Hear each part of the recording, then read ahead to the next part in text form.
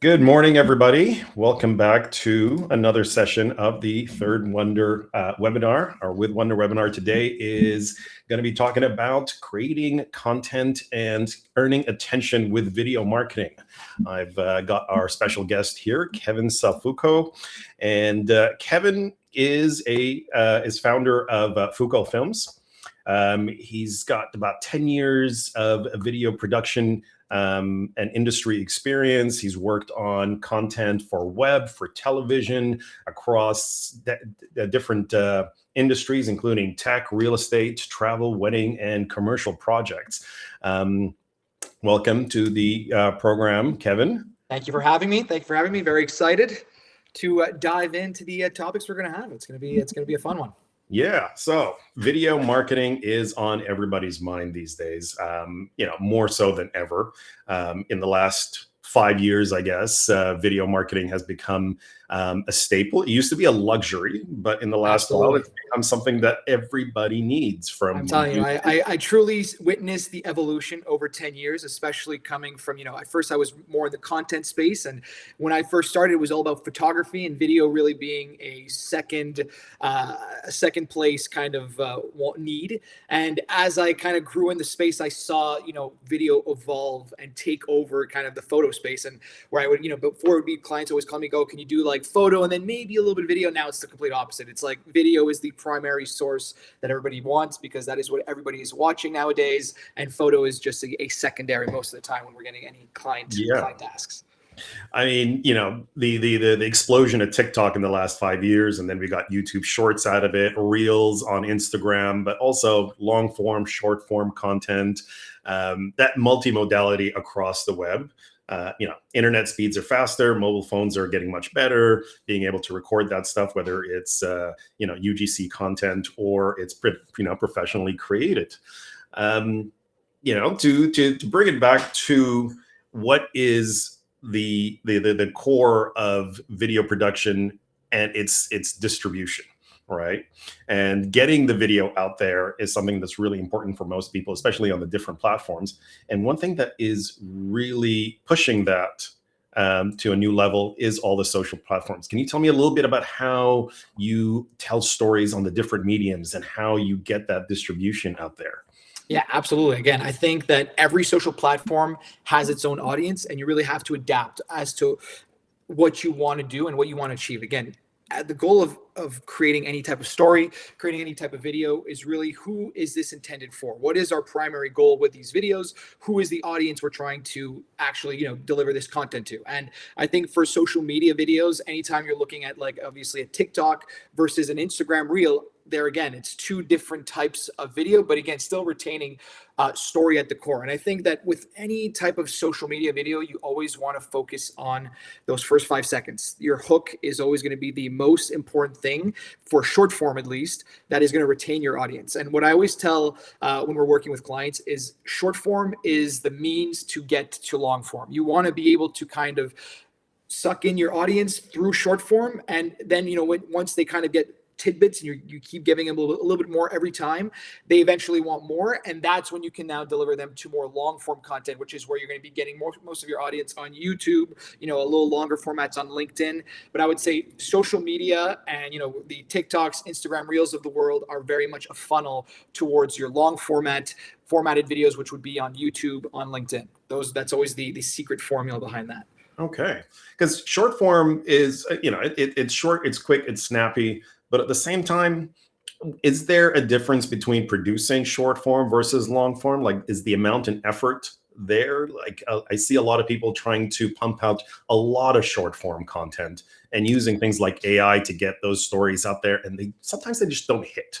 Right. Absolutely. I think, again, when you're developing short form content, there's a structure and a formula to short form, whereas it won't necessarily translate to long form video. So you really got to know exactly what is your goal here with these short form, and extracting short form just from a long form piece is not necessarily going to be your best format in terms of, really getting the attention of viewers. It's going to, because when you're basically creating a long form video and you're taking snippets, you're not necessarily giving full context to the viewer. And, that you might be taking a sliver of, a piece of your full pie, which is, people are clicking to see the full pie. They're not clicking to see necessarily the piece. So I do, whenever we're creating short form content, we always try to, again, stick to a format that will be specific towards that short form.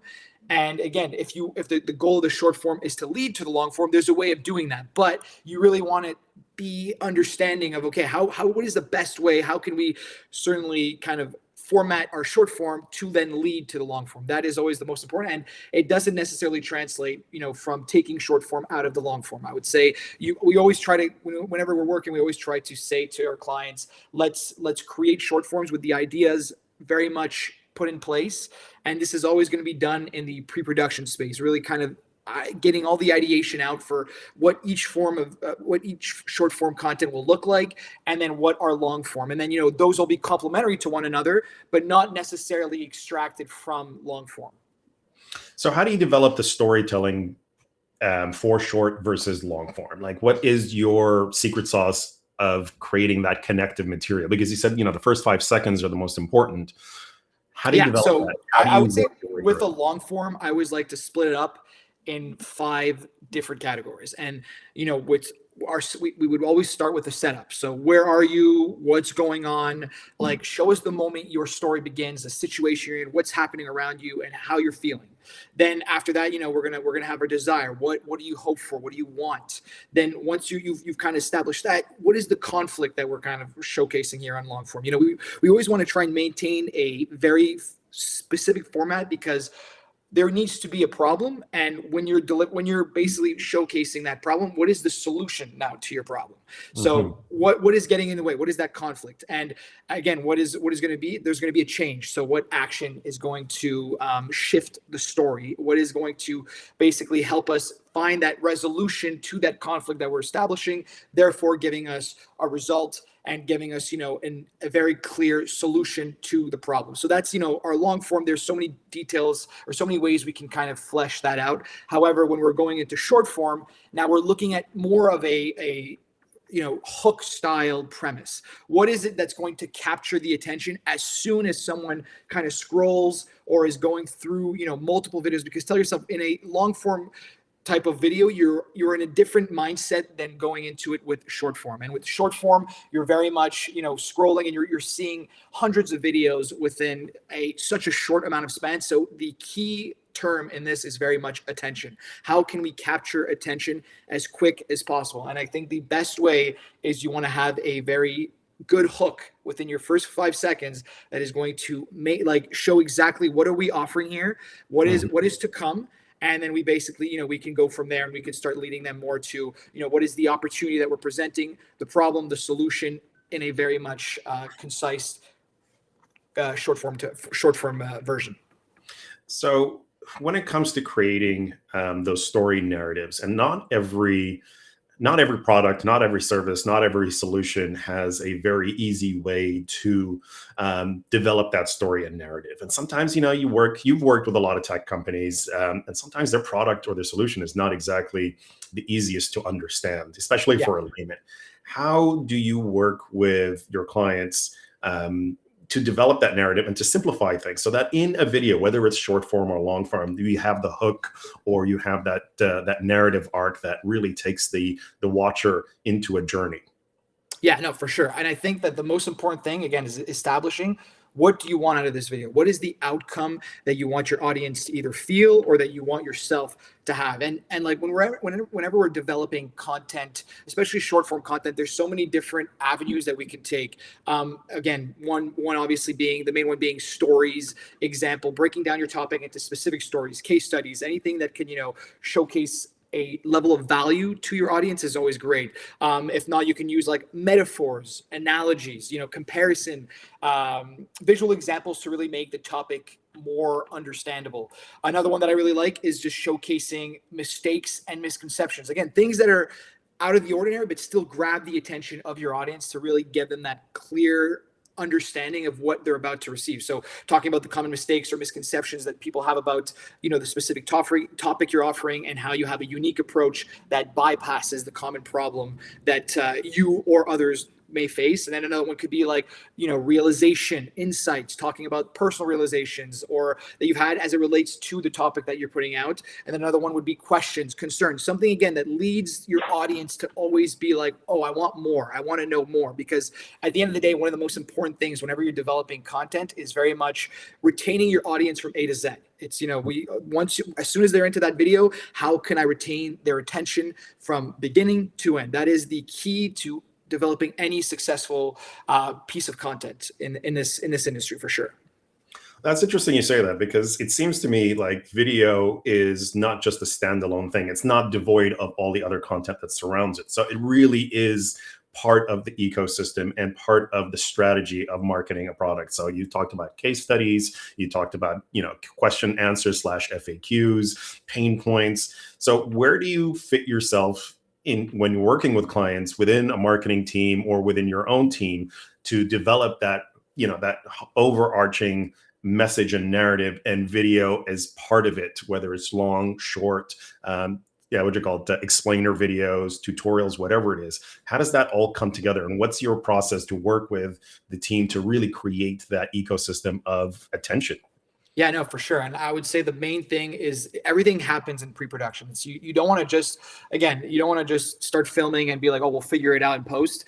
The magic and the secret sauce really happens all before we start filming. And that's where we're going to sit down with any clients, and we're going to really see, outline what is it we're trying to promote here. Are we trying to promote a product? Are we trying to showcase testimonials? Are we trying to, showcase what is the service that is provided? Every different promotion has a different avenue that you can take, and it really all stems to what is the outcome that we want from this, and what is the best way of getting to this, whether that be short form, whether that be long form, whether that be marketing stunts with video. There's so many different ways, and each kind of category has its own purpose and its own solution. So I think it's really figuring out the best avenue given the problem at stake.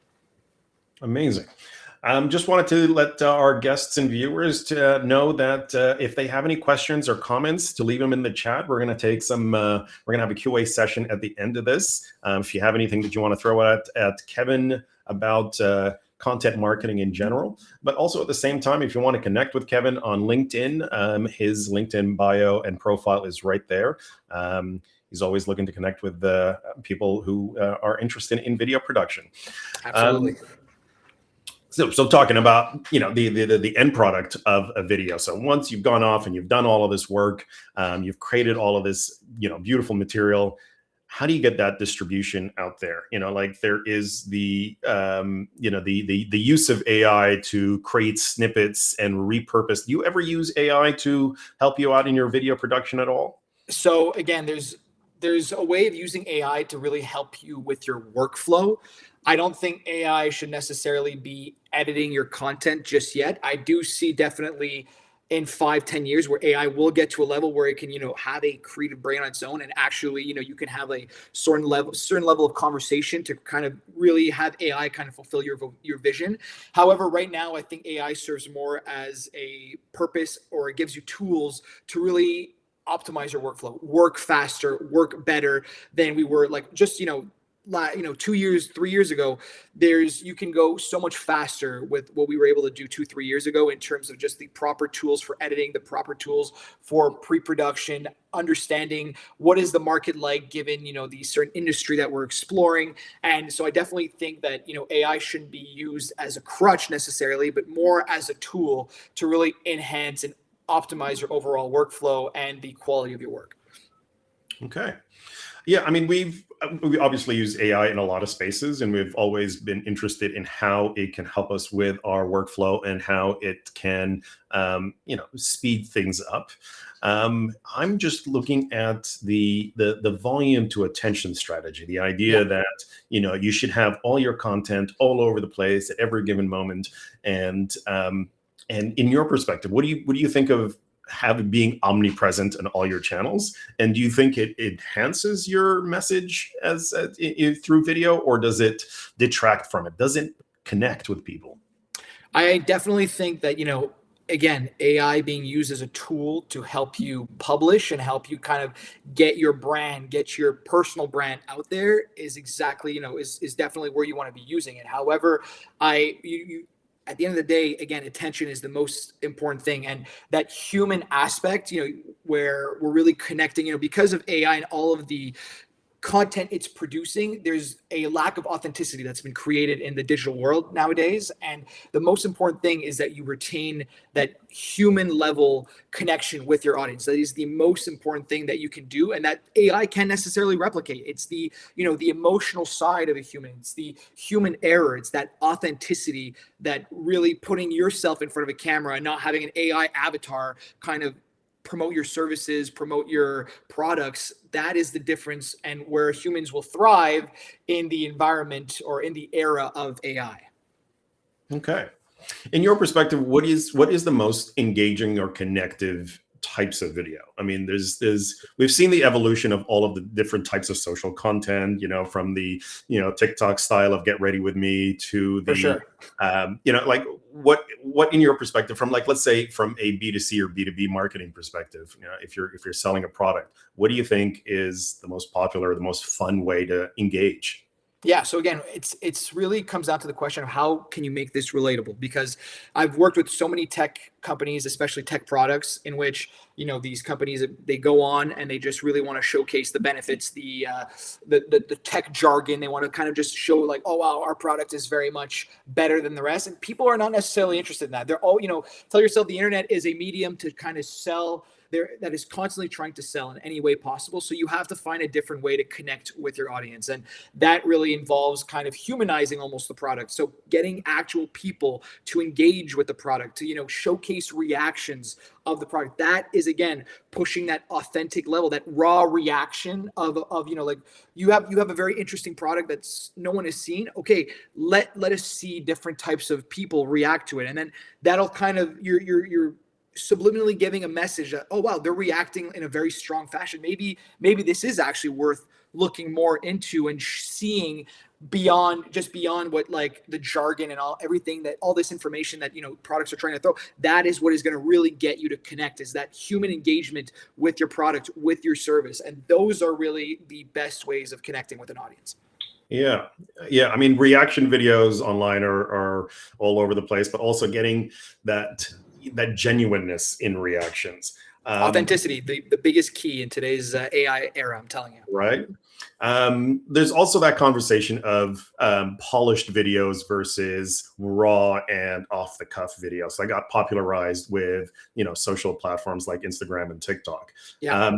How do you fit that in within your creative, your creative production, right? So like I like to versus see Instagram as a more polished version, where as TikTok is more of your raw, like where I kind of see, I always like to say, I like the client to kind of take care of TikTok and be like, here, talk with your audience, give them like the day to day, and then we will take the polished content and promote that on Instagram, whereas both sets of content I think are very complementary to one another, because it's giving you a different look and different feel for two different types of content.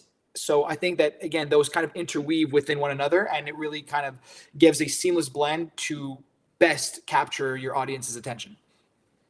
Okay, interesting. Because sometimes you see that cross pollination from TikTok over to Instagram, and not always the other way around. Exactly. No, for sure. But I definitely think, again, having both sides is the way of going nowadays. Nobody really wants to see a very too much polished content. It's, again, with AI, obviously you're able to kind of achieve that level, and that again is taking away from the human aspect of it. So being able to kind of have both nowadays is so important, because you're really able to showcase the rawness behind the brand, and then also showcase the professionalism of the brand. And I think that there's a way of complementing both together to kind of be the most effective possible. Yeah. We've got a couple of questions out from the audience over here. I'm going to throw them out. Yes. First one here is from Marissa. For a small team that doesn't have a dedicated video person / team, what would you suggest is a good starting point to get the ball rolling? That's a great question, Marissa. I would say, again, your best bet is you have a phone. No, you don't need necessarily a dedicated video team to be creating your content. I think that nowadays there are so many ways that you can get the ball rolling yourself in terms of just having a phone and having any type of device that films video. You just need to figure out what exactly do you want these videos to, produce as an outcome. And once you've kind of figured that out, then you just I would say just go. Just pretty much there's nothing stopping you, but like between you and the actual video production, it's literally just going, figuring out a bit of your ideas and just get the ball rolling. Like I think it's better for you to start than just wait for like, oh, I want to wait for my brand to achieve a certain level before I can actually get a video team. I don't recommend that. I think that as soon as you can, like get the ball rolling on your own. And then eventually when you can upscale and your time is going to be needed more for, obviously being for your company, for your team, then that's when you come delegating to an actual video team to kind of help you with the process. So piggybacking on that, because you had some great advice on just using your phone and getting started and, get the ball rolling. Marissa also asks, what kinds of ideally free tools would you recommend for someone getting into trying to do more consistent video? So I think that obviously CapCut, anything that is an editing software tool is fantastic just to kind of give you very much the basics to edit videos. And again, nowadays there's, just have the subtitles. Like subtitles is its own game in terms of, producing a story and really helping the audience kind of connect with the person behind the camera. So, in front of the camera. So I definitely think that, editing softwares are fantastic. Obviously, utilizing AI to potentially help you with your ideation and with your pre-production concepts will also kind of help you align yourself with what your end goal is to have with video. Okay. Question from Tara. Do you think there is room on LinkedIn for Instagram or TikTok style content? We don't use Instagram because it doesn't make sense for our brand audience, but LinkedIn. So again, I think LinkedIn is fantastic. You just have to understand who your audience is on LinkedIn. LinkedIn tends to have very much a lot of professionals that are in the, within your industry or outside of your industry, but this is your audience that you're talking to. You're talking to a bunch of professionals. So obviously there is a certain level of rawness that you can have, but you don't want to be too raw to the style of TikTok per se, because again, that's not necessarily what your audience on LinkedIn might be looking for. You really got to try and gauge as to who it is you're speaking to. And so I think that for LinkedIn, there's a kind of you're in a more middle ground where you don't necessarily need it to be too polished, but you also don't want it to be too raw. It's a in between. However, I do think LinkedIn is a great tool, great social media to promote. I think it is climbing up the ranks. It's not necessarily where Instagram or TikTok is. However, in the next 5 years, I believe that LinkedIn will be huge in terms of promoting your personal brand and your actual professional brands as well. Okay, we've got one here piggybacking on that and following up on that specific topic from Elizabeth. If you're working with a limited budget, where is the line between looking professional and being so authentic it looks amateur? This is an interesting one. I would say that, there's so many ways of looking professional, and it really comes down to how good are you at capturing your audience's attention. And you don't necessarily need, like, there are videos that I've seen out there that are not necessarily professional looking, but convey their message so well that it automatically gives it the appearance that it is professional. And that's why I think having a good understanding the basics of storytelling and understanding and how to convey your message properly and what are the results you're looking to come out of your videos are the most important thing for the core of any video. That is what you need to figure out beforehand, and that is going to be the differentiator between something looking authentic and looking professional rather than being amateur. You don't need necessarily the professional gear, the professional setup. It really comes down to the message that's being conveyed. Are you delivering value? Are you delivering some form of knowledge? What do you deliver? Why is someone going to watch your video? And if you can kind of figure out that story, that process, then you've nailed it down. That's the core video itself. Amazing. Okay, we've got one question from Jorge here. For musicians, is it a good idea to share the same video in different social networks, or probably generate different videos based on the social network? I think that, again, every social network has its own purpose. based the fact that you're a musician, I think there's a different type of story that you can tell on each platform. Again, TikTok being a more raw, so maybe showcasing the behind the scenes, showcasing what it is, to kind of create music. Then Instagram being more of a platform to actually show your music, to show them the actual art that you're producing. Whereas LinkedIn, if you want to, let's say, go on the LinkedIn route as well, then there's a way of showcasing how you want to make this. What is your plan? How do you want to build your artist career? What is your where, like, there's a different angle there. So each social media has its own purpose, and if you can figure out an angle for each, I think that they can all be complementary with one another. And then there's obviously ways of creating content that you can post on multiple platforms. You don't necessarily need to put a different type of video on each platform. You mentioned that you have a formula or a format that Yes. you help out your clients develop their ideas. Absolutely. Tell us a little bit about that, because we're going to be sharing it on the email follow-up for this video. But yeah, tell us about your process. I will basically be sharing the different types of, or the different steps to how to build your story, how to craft a story, kind of what I explained before. And then another thing that I really think is valuable is pillars. Every brand or every personal brand should have content pillars in which they're producing. So this document will really kind of explore the different pillars in which each type of content can go, and will kind of help you craft, or really help you envision where you want to go with your story. So this will be a perfect kind of PDF to use as a stepping stone, hopefully, to organize your thoughts and understand, okay, what is the message we want to convey, and how are we going to convey that through these different pillars and through these steps of storytelling. Amazing. We are going to link that in the show notes and also in the recap email. Thank you so much for that. And the final question back again from Marissa. And this brings it back to you. What are the types of things we should look out for when trying to find a video partner? Before finding any video partner, you always want to make sure that when you watch their content, are you moved? First and foremost, because why would you be hiring someone if their own videos or their own creation doesn't move you? That is, I think, the biggest first step. And then after that is you want to make sure that you can both align on visions. Obviously, a video partner will help you kind of craft and help you really sort through the ideation process. But I think that aligning on the vision and obviously having respect for the video partner's work, because you want to be able to see value. Where's the value that the video partner is going to be providing you is going to be the most important step. Excellent. That's great, because in general,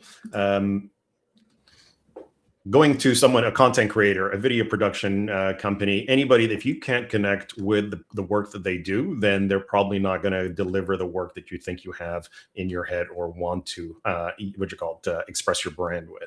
Exactly. There's a ton of video partners out there. So it's, it's very, it could be a difficult process to say the least, but obviously each video partner has its own qualities, and that's what you need to find what resonates with you. Yeah.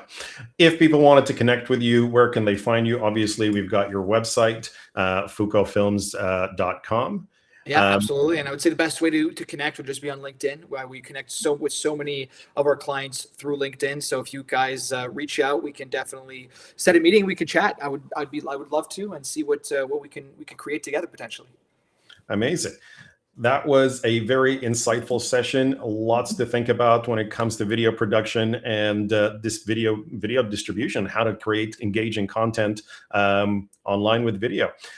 Thanks so much for joining us today, Kevin. For everybody that joined us today, thank you so much for joining us and taking the time. Looking forward to the next session, and hopefully to have you back again soon, Kevin. Absolutely. Thank you for having me, Mohamed. It was a pleasure talking with you, and I'll always be happy to come back. Absolutely. Amazing. Thank you so much, and see you in the next one.